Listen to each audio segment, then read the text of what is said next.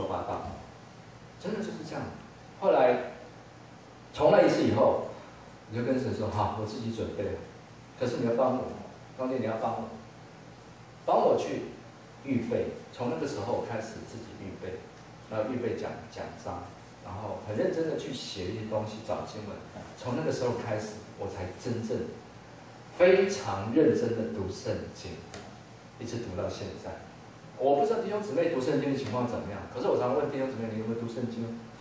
很多弟兄姊妹就面有难色，说：有时候啦，那要不然就是偶尔啦，那要不然说：哎，我这一阵子实在忙得不得了，实在没有时间去翻圣经。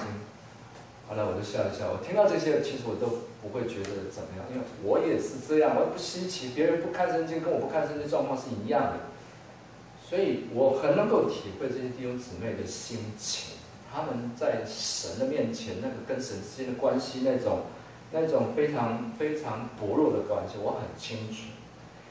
所以我自己在那一段时间开始读圣经，我开始认真的读，虽然我读不懂。虽然我觉得我还蛮有智慧的，但是我真的有好多地方还是不懂。我就不管了，就一直读啊，特别读到哪里最难呢？生命记，对不对？看不懂，有没有？有认同吗？生命记很多看不懂，对不对？然后再读了耶稣的家谱，你觉得呢？你会不会跳过去？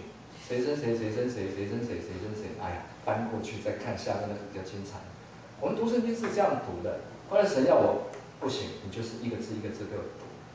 就这样子，整本圣经我读了好多遍，我也不知道读了几遍。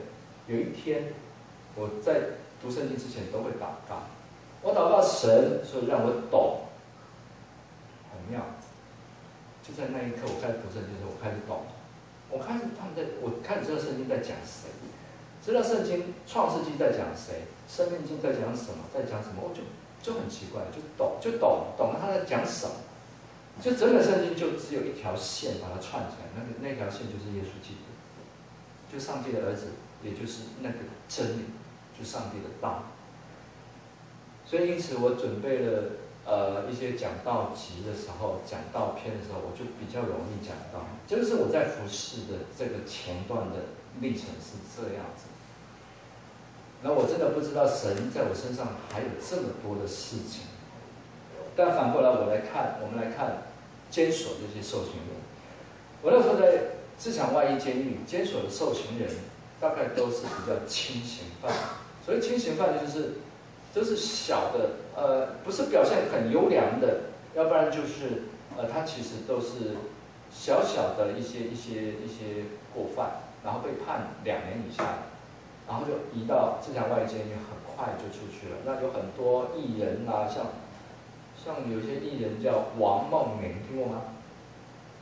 有没有人听过？比较老、比较年长的就有听过。他唱民歌，他也在那边关过，有好多艺人都在那边关过。为什么？吸毒。然后2年出来，那还有很多政治人物，比如说收贿啦，比如说不管民进党、国民党，很多都是这样子。那在那边就是我经历了怎么样跟这些受刑人相处。那很妙的是。神给我了一个，在以前就给我一个恩赐，就是我不怕群众，我不怕在群众面前讲话，所以我在群众面前讲话其实不是太大的压力，就是这样子。然后在那个地方，那我最多跟这些受刑人讲话，最多的到差不多将近1000位，就是台下大概将近1000位。然后就是在那个过程，神一直不断训练我。当我觉得。应该就是这样子吧，但是神仍然没有给我薪水，没有配我说你1个月多少钱那样。而我在服侍的过程里面，那个教会是光复乡长老教会。那这个教会呢，其实他们没有特别拨出一些宣教基金，好，这个人进去服侍，我们就帮助他，或者帮助他，都没有。等到开始做到一阵子，人越来越多了，那个服侍的情况越来越看得到的时候，这些长老就跟牧者开了会，他们说不行，他说这个王大伟是属于光复乡长老教会的人，那我们教会的人去监狱服侍，为什么教会都连一点支持都没有？从那个时候开始，给了我油钱，那油钱就是一趟费用500块。就是这样。所以我从那个时候开始就这样，然后我就常常在光复乡进进，没事的在光复乡绕来绕去，进进出出。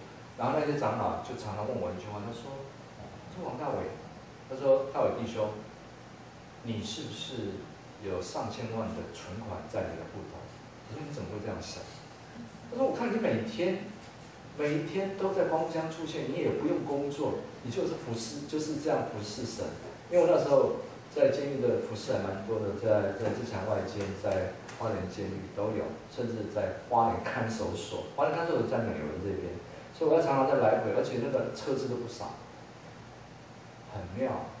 神让我过了每一天，也养活了我一家人。我到现在来讲，没有任何的负债，除了还有一些贷款。我的银行卡债被清掉了，然后虽然我车子没有，但是我觉得神就是这样子一步一步带。我在花莲自强外监狱这一段服事，是我生命真正在监狱服事的一个历程。在这个教会，在花莲的光复乡长老教会，他们在早期曾经有请过，在印尼有一个很有名的牧师，那个牧师叫做什么名字？叫做什么名字啊？杨东宝牧师，他曾经来过台湾好多次。那有一次到了花莲的光复乡长老教会，在那布道，他是很有恩高的牧师。然后那一次布道会是收费的，就是有奉献进来的。那本来这笔奉献大概有2-3万，就是要奉献，然后就是给杨东宝牧师他们做飞机票。杨东宝牧师把这笔钱放出来，放给教会。杨东宝牧师跟陈牧师讲说，这笔钱留给下一次要来到印尼的训练受栽培的人，绝对留下来。就在那个时候，印尼的单位跟台湾联络，然后要邀请这边的教会过去。我那时候是在印尼第4届，然后就跟这个教会联络，这个教会就问我说，我要不要过去？然后我说好啊，我说我在考虑吧，一过去就是1个月，就是整个月。其实你有工作，你要1个月没有工作过去。然后我跟我太太就决定说好，我们过去。可是我们讲是讲，问题是钱在哪里？没有钱。我在祷告神的时候，我求神开我的路。结果我里面有一个很深的感动，说你去找陈牧师，你去找陈约翰牧师。我就说，哎呀，陈牧师本身也不是薪水很高的，我去找他借吗？后来我就硬着头皮去找牧师了。那个牧师就跟我讲，一句话说：“你放心，有费用。”我也不知道说他这一句话来是讲的什么意思。因此，我那个时候就到了印尼。到了印尼，我受了装备回来以后，神就另外开路叫我回到台北，很妙。我想说我在那边好，而且那个时候的光景是更生团契准备在花莲的自强外衣监狱，他们都有驻监牧师，每一个监狱都有驻监牧师，他们准备聘请我在花莲自强外衣监狱做驻监传道。那个是有几职的，就是有收入的。那如果在花莲，其实你收入不要很高，你日子很好过的。我心里想，在花莲好山好水啊，悠哉的地方，干嘛来到台北？那么拥挤又嘈杂，空气又这么新鲜的地方。我说在花莲不是更好？如果你会选择什么？我当然选择说在花莲。可是我说，主，如果是你要我回到台北，那很简单，我就丢一个问题，因为当时要我回到台北，其实是一个很恩典的安排，是我太太以前的公司的一个老板要请我做全省的业务经理。那我心里我在服侍，你看要叫我走回头路。我说好吧，这个是一个很妙的事情，但是我心里面就直接感觉神是这样子在带我。我说好，神，如果你要让我回台北，很简单。我说我跟这个老板，我不谈薪水，我只谈一个条件，1个礼拜你要让我2天的时间在